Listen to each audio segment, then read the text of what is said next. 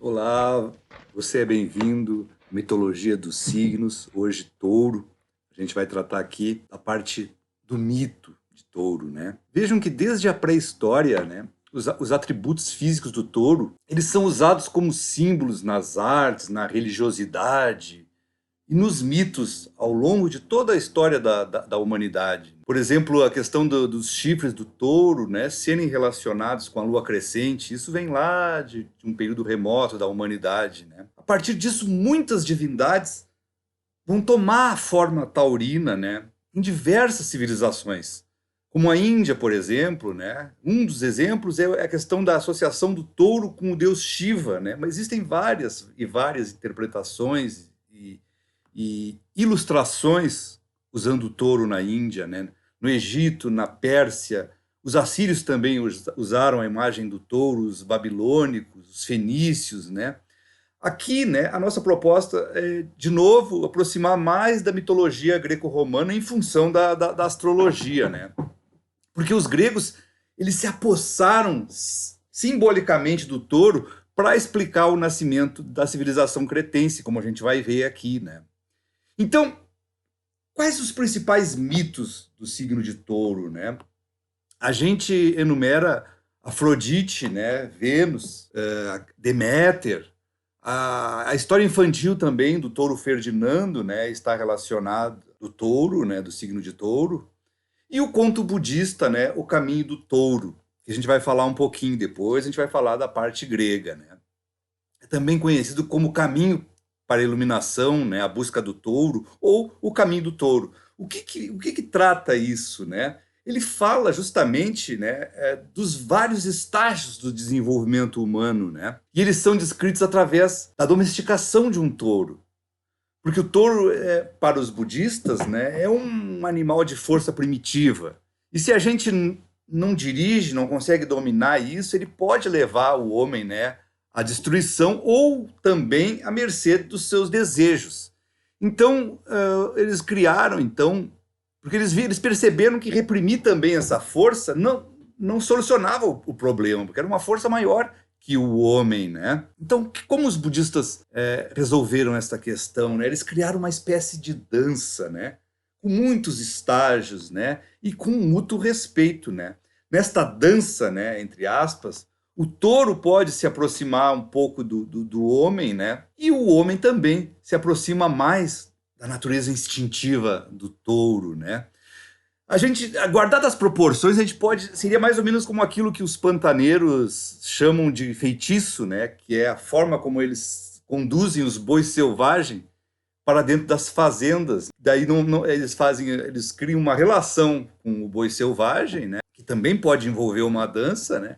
E não trazem o animal na força bruta ou no laço, né? É um exemplo esdrúxulo, mas dá para a gente entender mais ou menos como que os budistas faziam essa questão do caminho do touro, né? Mas são um caminho com vários estágios. E no caso da mitologia greco-romana, o touro, na verdade, o mito de touro, ele é um agrupamento de mitos da ilha de Creta, né? Que na verdade são três mitos, né? Que falam da mesma história, né? Que é o rapto de Europa, Teseu e o Minotauro, né? E o sonho de Ícaro, né? São esses três mitos que constroem, na verdade, uma história única, né? Que a gente vai brevemente relatar aqui para vocês. Né?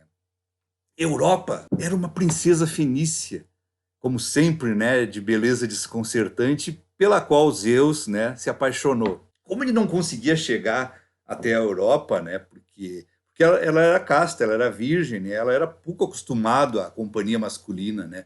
O que o Zeus maquinou na cabeça dele? Ele sempre arrumava uma forma, né? Ele era um deus viril, ele era um deus voraz, era um deus com muita vitalidade, capacidade reprodutiva, né? Então Zeus se metamorfoseou, né, em um belo touro branco, né, com chifres semelhantes à lua crescente, né? E ele se aproximou de Europa, né? Se deitou aos pés dela, né, com um ar doce, carinhoso, né? Como a gente diz hoje, né, se fazendo, né? Zeus se fazendo para a Europa, né?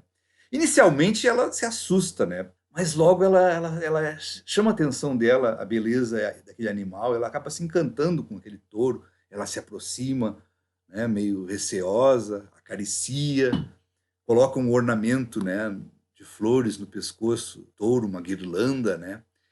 E por fim ela acaba montando nele, ela não resiste à beleza e ao encanto deste touro e ela acaba montando nele, né? Então Zeus rapidamente foge com o touro e ela, né, mar adentro, na direção da ilha de Creta, né? Já era, né? Zeus não dava mole, né?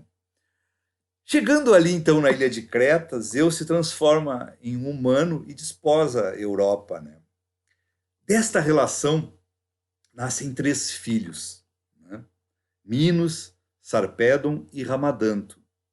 Após a morte de Europa, ela passa a ser considerada na ilha de Creta uma divindade, né?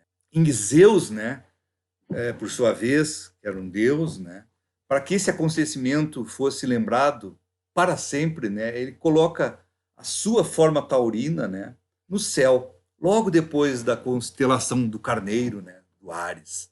Então esse é o rapto de Europa, né? Mas aí a história continua, porque Minos era o primogênito dessa relação, né?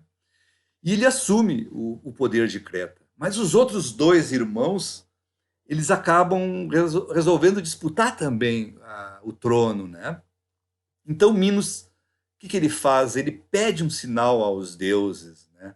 No sentido de que os deuses confirmassem ele, né, junto com o povo, como o único e preferido soberano da ilha de Creta, né? Aí Netuno atendeu ao Netuno, deus dos mares, né?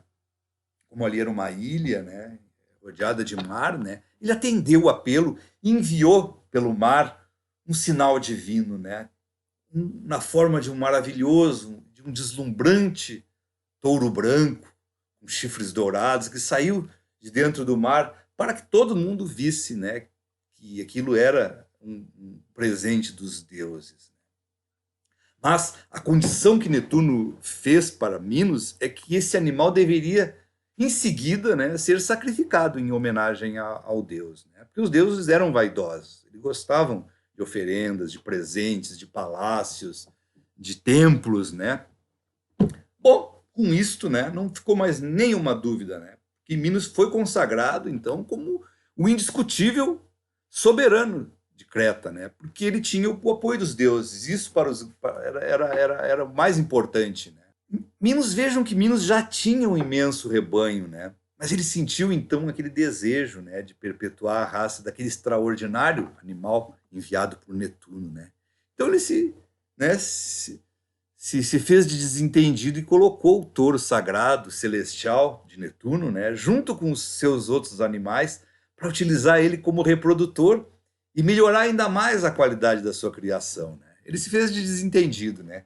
E sacrificou e ofereceu a Netuno um dos seus bois brancos, né, normais, comparado com o de Netuno, era um boi chifre, né? Então ele achava que Netuno nem fosse perceber essa diferença. Então ele oferta então esse boi normal dele, branco, né, achando que o deus fosse engolir essa, né? Netuno ficou furioso em função de Minos não cumprir a parte dele no acordo, né? A gente viu lá no vídeo de Peixes que Netuno é um deus que preza pela renúncia, né? E ele não vê com bons olhos a ambição, o apego, né? Bueno, vida que segue. Minos então acaba se casando com Pacífia, com quem ele teve vários filhos, dentre os quais Ariadne, né? Mas vejam, pessoal, que tem aquele velho ditado, né, que diz que tudo que a gente coloca debaixo do tapete, né, a gente faz de conta que não existe, nos fazemos de desentendido, né, aquilo cresce, né, e um dia aparece, porque embaixo do tapete é o inconsciente, né? E para Minos não foi diferente, né? Mesmo ele sendo um herói, mesmo ele sendo um rei, chegou a hora do acerto de contas. E Netuno então pediu que Vênus enfeitiçasse Pacífia, né, a mulher de Minos, né, então rainha de Creta, para que ela viesse a sentir pelo touro sagrado, né, uma incestuosa e arrebatadora paixão. Um desejo incontrolável pelo touro toma conta de Pacífia, né? E ela fica enlouquecida, né, com furor erótico, né, pelo animal. Ela estava incontrolável aquilo, porque ela estava enfeitiçada, né? Então ela pede a Dédalo que resolvesse para ela o problema. Como é que ela ia acasalar com o touro, né? Aí a gente abre um parêntese para explicar quem é Dédalo, né? Dédalo era o pai de Ícaro, né, que é o mito, o terceiro mito, né?